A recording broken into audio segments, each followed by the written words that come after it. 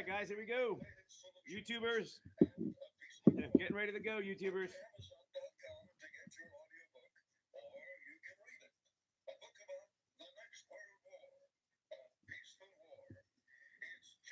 Here we go.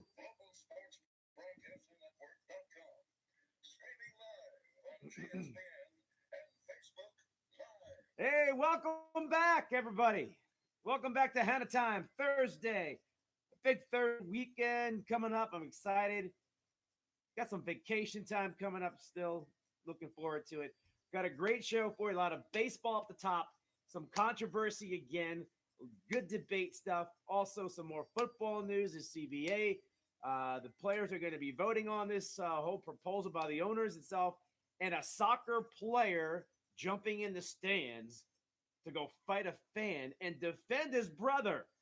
How crazy is that? Hello, everybody, and welcome to Hanna Time on this Thursday. Like I said, it is on YouTube and Facebook Live and Global Sports Broadcasting Network.com. All right, let's get to it, folks. No time wasting here. Major League Baseball. The commissioner's office, the front office of Major League Baseball, has now angered the players even further in baseball, especially after meeting with the New York Yankees, who have not been happy about the Astros cheating scandal and their punishment or the lack of punishment. We'll get into that. Babe Ruth. How about Babe Ruth's legacy? Some people actually try to denounce and act like his relevance and some importance to America, to sports itself, the most effective, the most prominent American sports athlete or globally in the world, Babe Ruth. But his legacy expands, and I'll give you more about why he is the greatest of all time, of all sports. Okay? Just another little tidbit about Babe Ruth. Red Sox, Chris Sale, pitcher. Man, they put a lot of money into him. Big contract last year. Busted up his arm a few times. Was not the same pitcher from 2 years ago. He is now injured again. They do not expect him to be gone for the year, but we'll talk about that in a moment. Voting for the NFL CBA, like I said, it's on. We're going to find out here really soon what the players want to do with this proposal from the NFL owners. Soccer player, like I said, fights in the stand for his brother. And Seton Hall, college basketball, men's college basketball. March Madness is on the rise. We're just outside of a week away from March Madness. But Seton Hall, are they destined to the Final Four? We'll give you a little more insight about the Pirates of Seton Hall. All right, Yankees furious with Major League Baseball in the Astros cheating aftermath.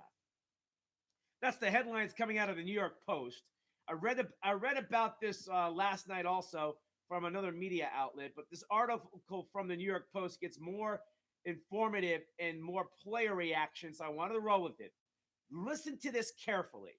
And this is why a lot of people are upset with Rob Manfred, the commissioner of baseball, the way he's handled this Astros affair the entire time, and why the players were not punished,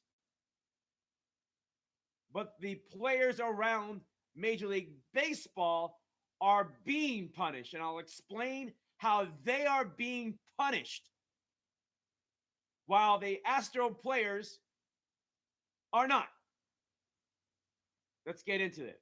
So players and teams complained about the Astros for years now. They've been talking about the Astros cheating for a number of years. We've talked about this.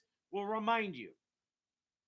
But nothing is being exposed, but the punishment is lacking in a big way. We thought at first they were doing the right thing, but now as we see, word from the New York Yankees reliever Zach Britton explains why players are upset, not just him, why his teammates are upset, and why the 3-hour meeting yesterday with Major League Baseball at the Yankees complex spring training site did not go well. It did not resolve. The players walked out of there not happy still, not satisfied, and asked and talked to Tony Clark of Major League Baseball about what the players wanted to see happen. Baseball's trying to cool down the hot, intense, angered players who want to take the punishment into their own hands and punish those Astros players by maybe hitting them with the ball or doing something. It's going to get ugly. This is not going away. We talked about this. Now we know further. Here it is. In a 3-hour meeting with Executive Director of Major League Baseball Association, Tony Clark talked to the Yankees, making his annual visit to the camp. He does this to all the Major League Baseball teams, okay? Not like he just went to the Yankees. But the Yankees have a big part because, hey, they played the Astros 2 out of the last 3 years in the playoffs. They're not happy. Only a small portion of the meeting was spent on the Astros because of many of the lingering issues like the new collective bargaining agreement and the corner of technology changes coming to the game. Technology changes. But it was an emotional segment of the gathering in the Yankee clubhouse with Tony Clark of Major League Baseball. The stance of the guys pretty much in here is more frustrating with Major League Baseball and the commissioner's office handling of what? Of that, of the Astros. That's Zach Britton explaining. Zach Britton of the Yankees goes further about this meeting. This gives you more insight how deep this really hurts a lot of players. The union is not privy to all the information. So there is not a lot of transparency there on our side. So now they're not happy with the union heads of Major League Baseball players. So I think the frustration lies with some of the issues with the teams filing complaints for 3 or 4 years ago about the Astros and nothing being done. So the players' frustration lies now along with the commissioner's office, who continued to ignore or not punish the way the players want it. But it goes further than that. The technology part of it is where it really hurts the other players in Major League Baseball. We'll explain it. Fans around the league are not letting up on the Astros.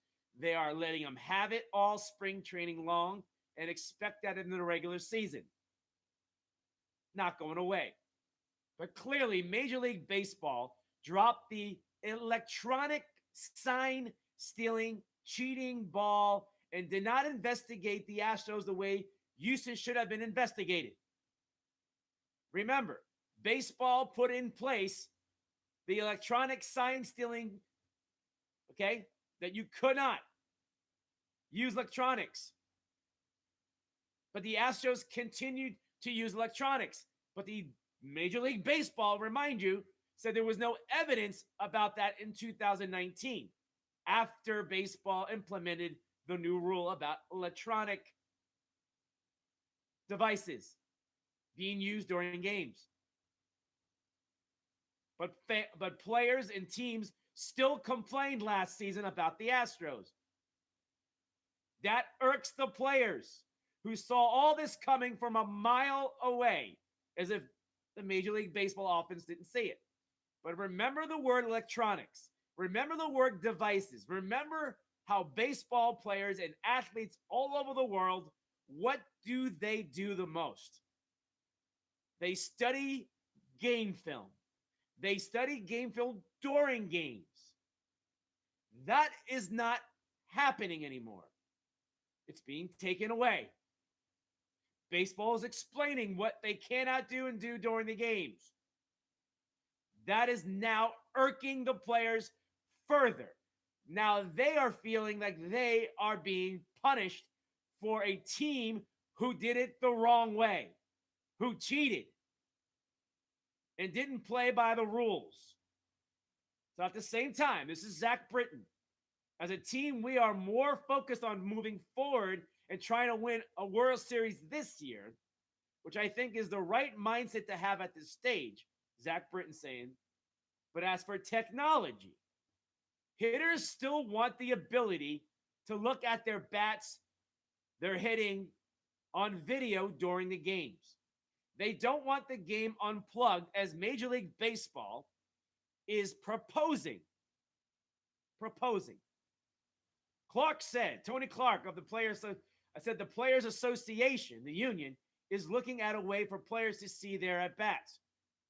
But the part of that at-bat in which the catcher gives the signs will be cut out. All right, trying to make sure no signs, but plenty of swings. Zach Britton noted of the concern of video being limited in 2020 by Major League Baseball.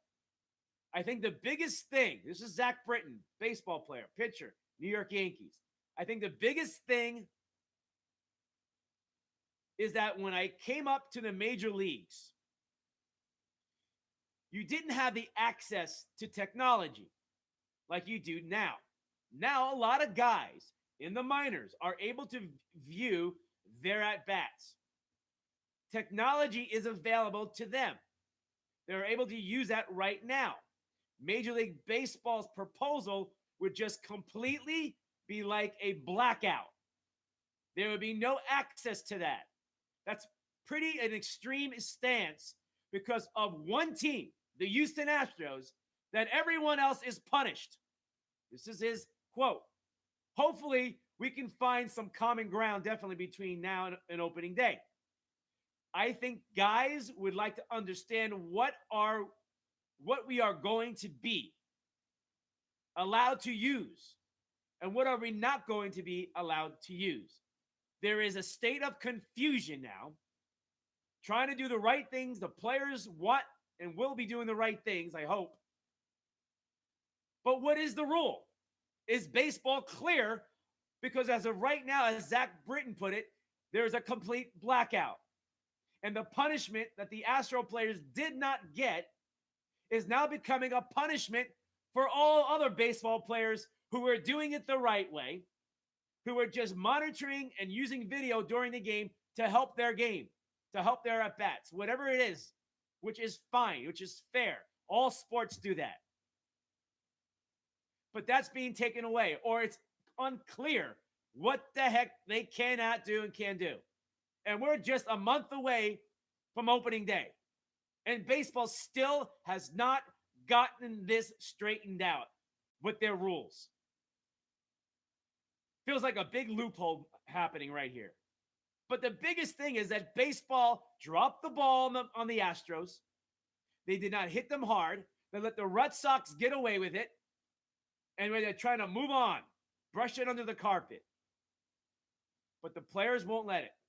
And I will tell you this right now. When the next collective bargaining agreement comes up, players are not going to be happy. They're going to be asking for more. And they are going to be stronger and tighter than ever. What has happened for baseball and for the owners, this could be their biggest nightmare in a way of players uniting more, which they like to have. But this unification has brought the players around Major League Baseball closer, tighter, and more aware in the trust in the ownership and in Major League Baseball and what they're doing in the front office of Major League Baseball.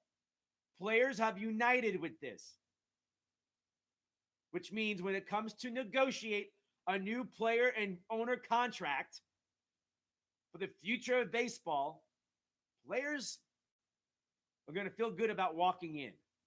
They're not happy. I think this is really good clarity on what baseball players are really not happy about with baseball, with the office, the commissioner's office. Just think what I just said at the end. With the electronic stuff in Major League ballparks for teams to use during the game. The extreme stance that baseball is now eliminating devices that you cannot normally use during games. or what is it? But you did not punish the Astro players for doing exactly the wrong thing, but you're going to punish all the other good guys. The majority, the majority of baseball, the majority of ball players is losing. How does that make you feel? If you feel like this is the majority, right? But one little dot, couple of players, a handful, a team, an organization out of all the other teams in baseball, that team gets away with punishment in a deep way. The ball players do. But everybody else now has to be punished by what? Helping their game. The electronic devices that helps you during ball games. Because of one minority group, the Houston Astros did not play by the rules. So it ruins it for everybody else. If you just punish them hard, punish the ball players, kick them out of the league, and continue with the right way, allowing teams and players to use devices in the right way, just monitor it better, put more MLB officials around dugouts, in locker rooms, and watch their asses. They do it in the NFL. They're pretty good at the NFL doing that. Baseball needs to wise up and get better at that and not with their weak ass punishments or non-existent punishments to the Astro players. That irks ball players around all over baseball. And the fact that nothing is really getting done, something's being taken away from the good guys, they're pissed. And that's why 2020 is going to be a lot of fun for Major League Baseball to watch, especially when the Astros are in town or on TV. It's always going to be theater. You're always going to look, the Astros. What if this guy's going to get hit? Oh, the next brawl. How many brawls we're going to see? How many brawls we're going to see? There's somebody out there who is loose cannon on a team is going, I don't even care. I'm going to beat his ass and I'm going to fight his ass because I want it all. I want it all. It could be some dude who just barely made it to the major leagues, or some dude that's in the minor leagues and gets one shot and they call him up. And maybe it's one team that says, you know what, dude, you pitched against the Astros the last couple of years. You know what? And now you made it to the big leagues. We're calling you up. We believe you can pitch in this game. But you know what? We want to give you a shot. I mean, don't be surprised that there is one guy who's going to come up for one day in Major League Baseball to be on a roster when they play the Astros, and that dude's going to go, give me the ball. I would love to see that. I would love to see that. That's like old school baseball. Let the players handle and manage and police the game. Because baseball commissioner's office, you didn't do it. You did not do it. Too bad. You dropped the ball. That's an error. EMLB.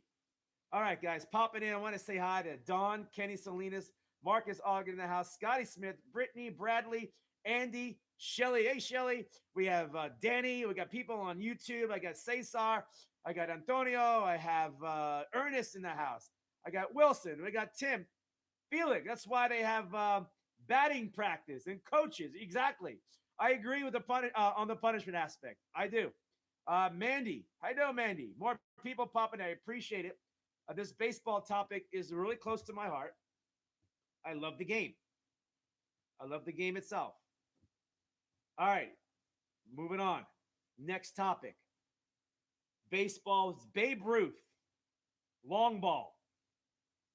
Did you know that baseball greatest player of all time, Babe Ruth, who saved baseball, became the most global figure in sports history in a time where there was no social media.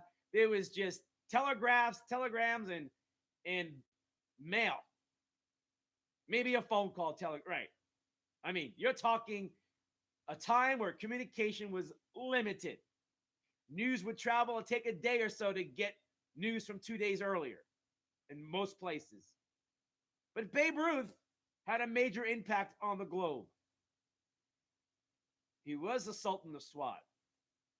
It was Babe Ruth who not only changed baseball and saved the game, brought fans back to the game. He was great.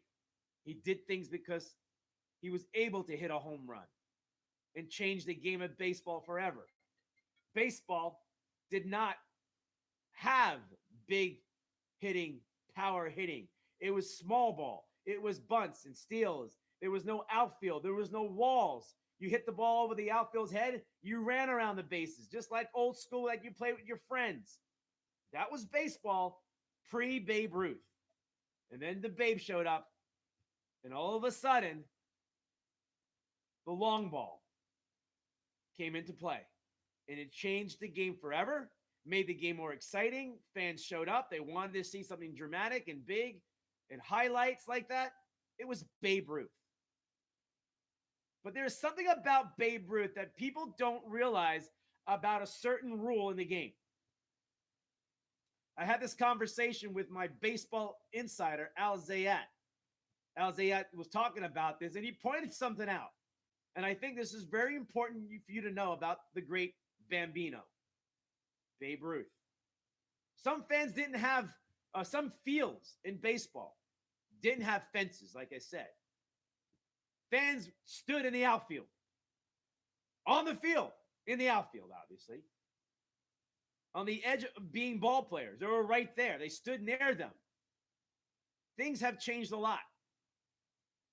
Here's one thing, though, that Al Zayat told me. GSPN Insider, Baseball Insider.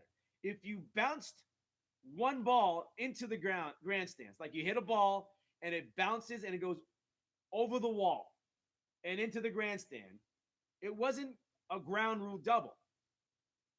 Okay? So that takes away a double. Okay? If the ball went over the fence like a home run, it had to land fair. That was the rule way back when Babe Ruth was hitting home runs. So the ball had to still land fair, okay, to be counted as a home run. Someone wrote a book and figured Babe Ruth should have about 70 home runs, another 70 home runs as a result of that rule in baseball back when he played, that you had to hit the ball fair. Even over the fence, it had to be fair. It had to land fair. So you add the 70 more home runs and how their numbers are rising or how they are doing things. Think about what Babe Ruth was up against. No fences for one. So he lost a bunch of home runs there. And then two, when you hit a home run over the fence back in those days, when the fences were in place, it had to go fair. And somebody did the research and said Babe Ruth loses out about 70 home runs. Babe Ruth, still, in my eyes, the greatest home run hitter of all time. Hank Aaron was great, but he didn't lose 70 home runs when balls went foul, when they went over the fence, inside the foul pole, and went out of play, landing foul. Think about all that. Bambino, the Sultan of SWAT, the Babe Ruth, the greatest sports athlete in our lifetime, possibly in the world history, for what he has done for sports and what he had done for sports in many ways, Babe Ruth, for all sports. Because other sports were looking for their own Babe Ruth, their own hero, somebody they can expand and market and celebrate. It all began with the Babe. There were other great players, but the Babe is the greatest of all time. The greatest. He did more than just that on the field. He did it beyond the fences, outside the stadium. He was an ambassador to the game itself. When ambassadors to the sport were unheard of. But it was the Babe who went around, traveled, made extra money because you know what? He made a lot of money. He made $100,000, which was more than the president of the United States. Babe Ruth at one point was making more money than the president of the United States back in those days, which was a big deal. Today, the salary of the president of the United States is about $500,000, a little more than $500,000 a year for the president of the United States. So now, thanks to Babe Ruth and his career and what he did and his marketability and his greatness and his fame, there are thousands and thousands of ball players in all sports who are making more money than a president of the United States salary. Thank you, Babe. You did a lot for sports. You did a lot for professional sports and athletes. You've opened the door. You are the GOAT. Boom. All right. The Bambino. All righty. That's my take on the Babe. I gave you a little more insight. Zach Ferb in the house. Bob in the house. Tom in the house. Thank you, guys. We're going to move it along. More baseball. Red Sox news. Chris Sale setback. Arm problems again and again. Been struggling for 3 years. But last year was a bigger setback. I think this guy is done. He has a setback. He has a high alert elbow injury. Okay. The Red Sox saying he's going to be fine, but he's been struggling with arm problems for a little over 2.5 years. It's getting worse. He throws hard. I don't know if his arm is, I don't think he'll ever be the same. He will never reach the high 90s like he did. I'm going to promise you that. Last season, he was struggling to get to 94, 95. And he still hurt his arm again at the end of the season. He is going to avoid Chris Sale, the Boston Red Sox, Tommy John surgery. Going to avoid it. I don't know why. I mean, he just signed a nice contract a year ago. Get it over with and salvage your contract, because if this guy tries to come back and blows it out again, you lose a whole year and most of the season. And then you got to get the surgery still and still hope he's going to come back. Yeah, it really is a poor move on the Red Sox. Or is this Chris Sale refusing to go under the knife? Boston Red Sox are dealing with it. This is not a good start for their season. This is supposed to be their ace. They've lost a lot of players. Don't look for the Red Sox to make the playoffs again. As a matter of fact, look for the Yankees, Blue Jays, and Rays to be better than the Red Sox in 2020. Yes, the Red Sox are done. Major League Baseball, new big contract could be Christian Yelich of the Milwaukee Brewers. They're close to a $200 million deal with a fantastic MVP-like guy every year, Yelich. I don't know why the Marlins gave up on this guy. I still can't. The guy is young. He's great. But that's the latest.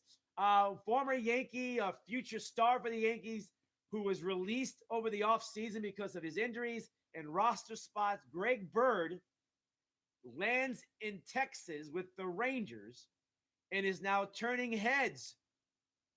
He is healthy. He was supposedly healthy the last couple of spring trainings and then gets hurt in spring training.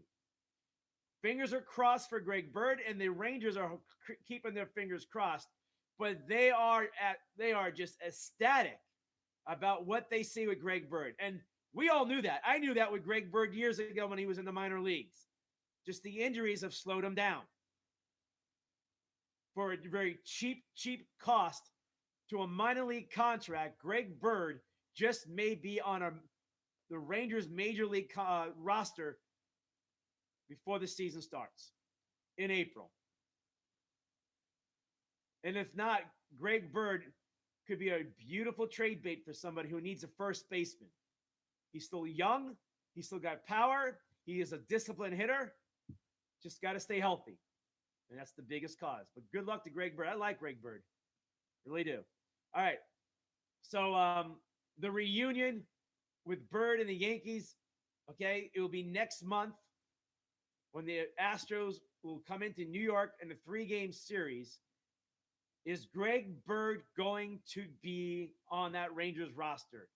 And the reaction to Yankee fans and Greg Bird, who loved being in Yankee Stadium and loved, that's a pretty emotional moment. Moving on, baseball news more, but with the NFL. The NFL and Major League Baseball have an issue every September and even October when there is football games going on Sundays.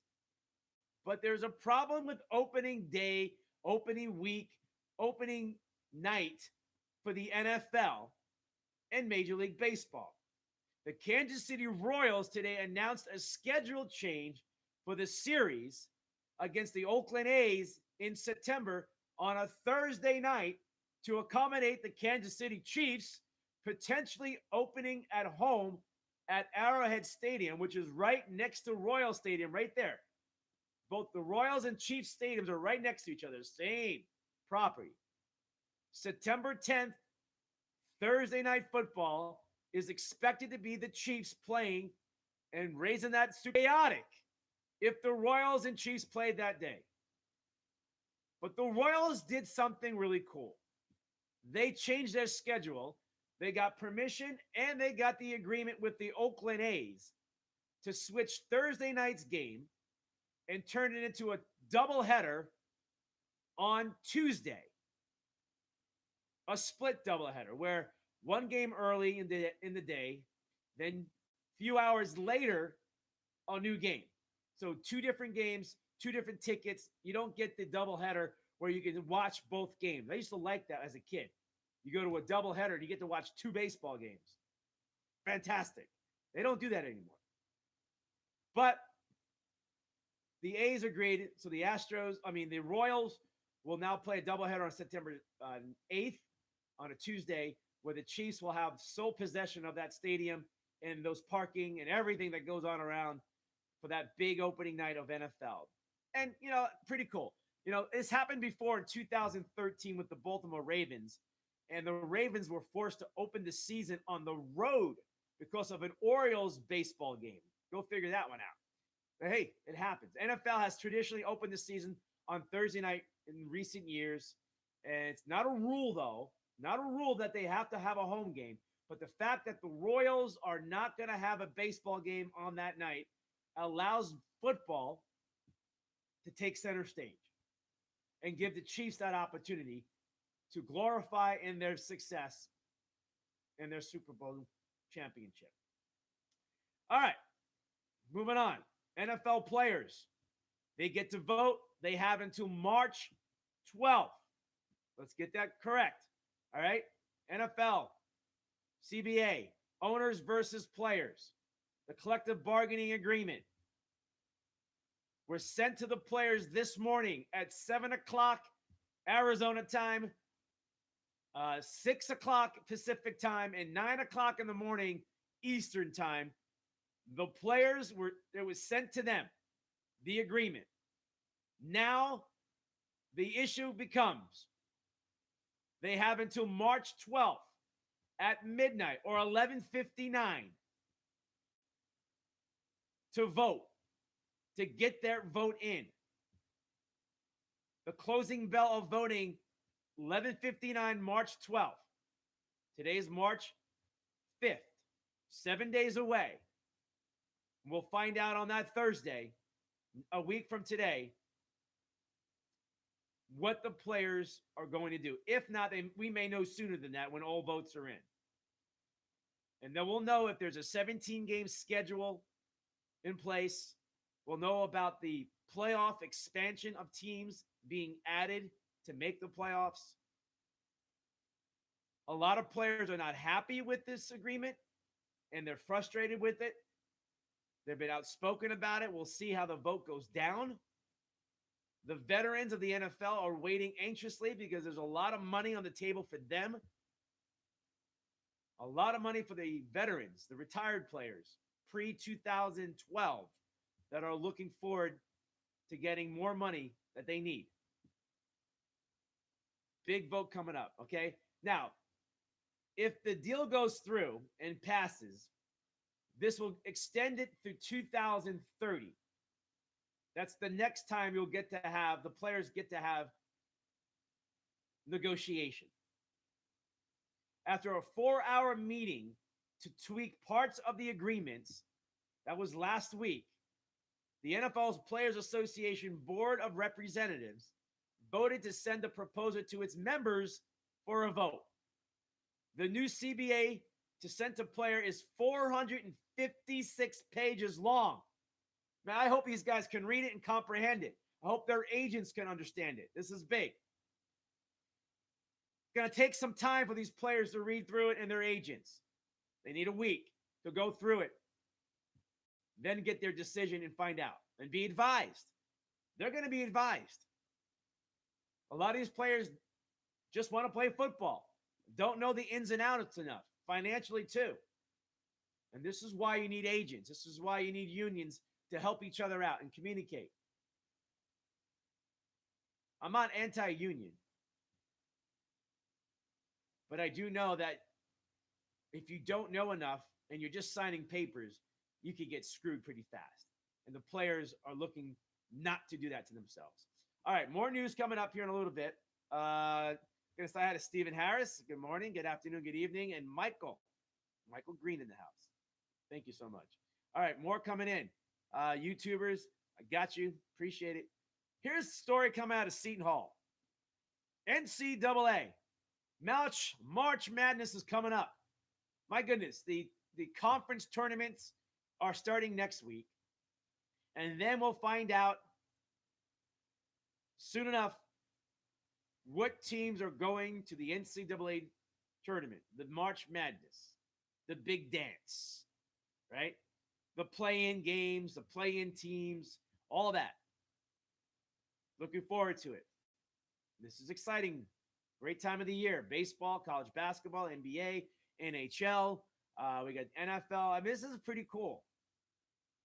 Miles Powell. If you haven't heard this name yet, please write it down and memorize it. To me, he's the best college basketball player in the country. He is fantastic. He plays for Seton Hall. Where is Seton Hall? New Jersey, nearby Jersey City, just outside of New York, on the other side of the tunnel. Okay? Miles Powell can literally carry Seton Hall to the Final Four. Seton Hall is a Final Four contending team. Last night they lost to Villanova, 79-77, in a great game. A sellout crowd, record-setting crowd at the Prudential Center in New Jersey, where the New Jersey Devils hockey team plays. That's how big this is for Seton Hall in Jersey. Great game. The Big East title on the line. Seton Hall hasn't seen it in decades. Lost it. Villanova. Really good team, Villanova. They're also ranked. Seton Hall is ranked. Both of them are ranked teams, highly ranked. The Big East is back. They got some powerhouses. They got some good teams. But Miles Powell, emotional last home game in his college life at Seton Hall. To me, the player of the year in college basketball, had to fight away tears. The guy is good. Extremely good. Look for Seton Hall in March Madness. If you're looking to fill out your brackets, there are a few teams that you may want to jump on. And they're coming out of New Jersey. Rutgers is having a great season. Keep your eye on Rutgers. Definitely keep your eyes on Seton Hall. If you're looking for a sleeper in the way of not a lot of people because of popularity when you fill out your bracket, I would stick Seton Hall in the Final Four and ride them. Chances are they're going to be highly ranked anyway, but a lot of people may not know and may bypass them or not take them seriously. But they can beat anybody, anywhere, anytime. And we know what happens in March Madness. There's upsets, and that can happen to anybody. All the powerhouse schools are not powerhouses. This is a very, I would say, balanced college football, college basketball season. Smaller schools or schools that you don't hear about, like Dayton, had a great night last night. Look for those kind of schools to get further in. The balance of powerhouse schools, I told you this last year, have come down. Take more risk and more chances on the non-popular schools, the powerhouse schools in this tournament, in this bracket of your March Madness. Prepare for that. The parity in college basketball is at its highest as it's ever been. And a lot has to do with the dynamics of players leaving early. A lot has been going on. Basketball, NBA, trying to limit how many years a player can now jump to go to the NBA for many reasons, for contracts and money and interfering with other CBA things and a lot. But I would take my chances more on the non-popular schools that you don't know about in March Madness. Seton Hall is known because they're having a great year, but not by the average fan and the average guy or woman in the office filling out their bracket. There's another sleeper in there having a great year is Hofstra University. Keep your eye on Hofstra University. And also keep your eye on Arizona State. This is either a make it or somewhat break it for them to move past the first round and make some noise. I don't think Arizona State I think they are a Sweet 16 contender. Getting to the Sweet 16, Arizona State has the team to get there. And from that point on, if they get there, would just be either magical or, hey, we're getting better. The program is growing and we're getting closer. We're now further along. We're doing more damage and we're doing great stuff. And that's where Arizona State needs to be, is they need to get to the Sweet 16. They need to win. They need to win the first week, the first two games in the tournament. And then you can say, great year. If not, one win doesn't quite cut it for me, for Arizona State, if they don't win that game. All right, here we go. Last story of the day, and then we're out of here. And I want to say hi to some more people out there coming in. Appreciate it. I got a soccer story for you. Okay, hey, David Robles. Hi, guys. How you doing? David Robles in the house. All righty. David Robles, love you too, my man. Jacqueline, love you too. Thank you, guys. All righty. Here we go.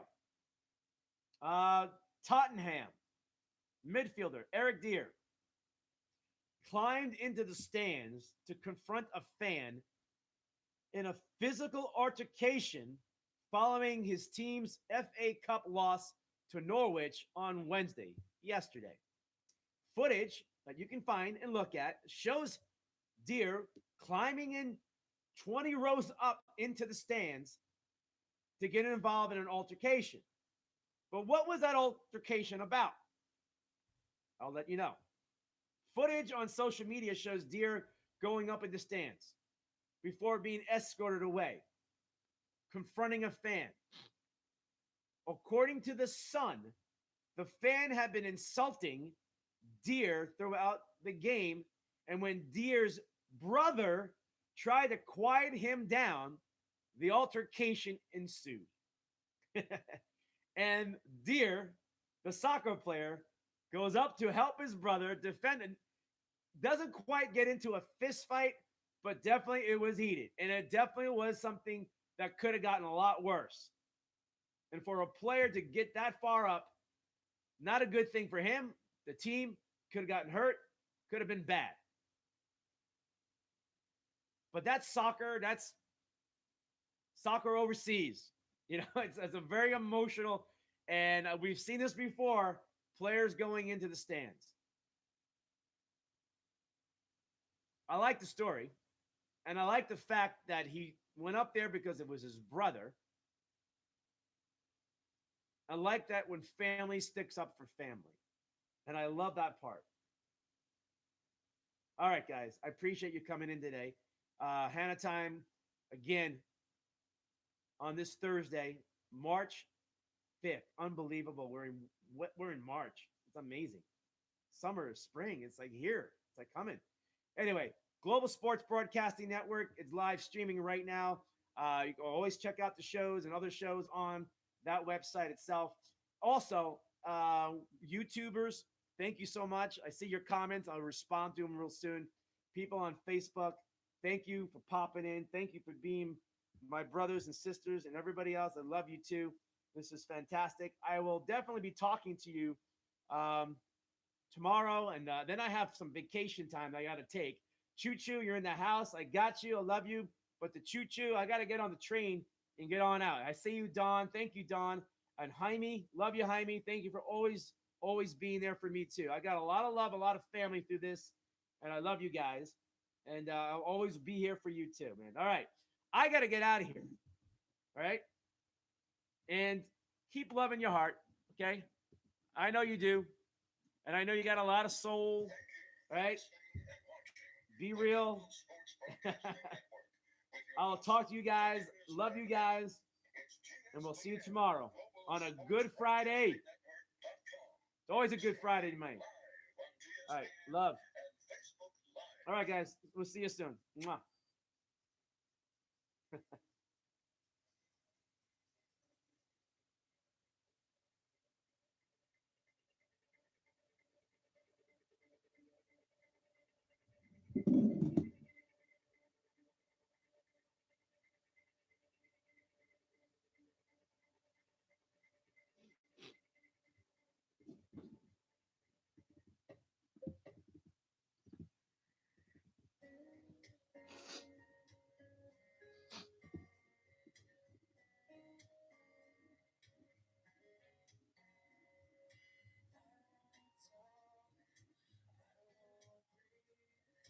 I won't thank you.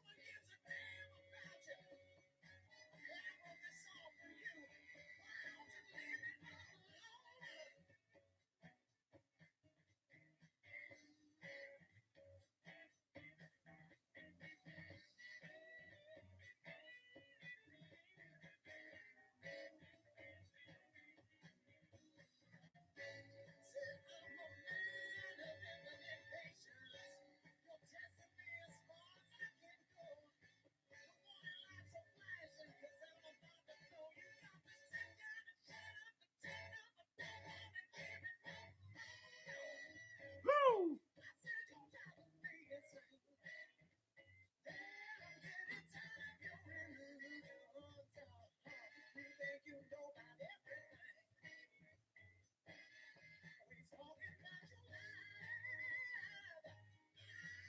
All right, guys. See you soon.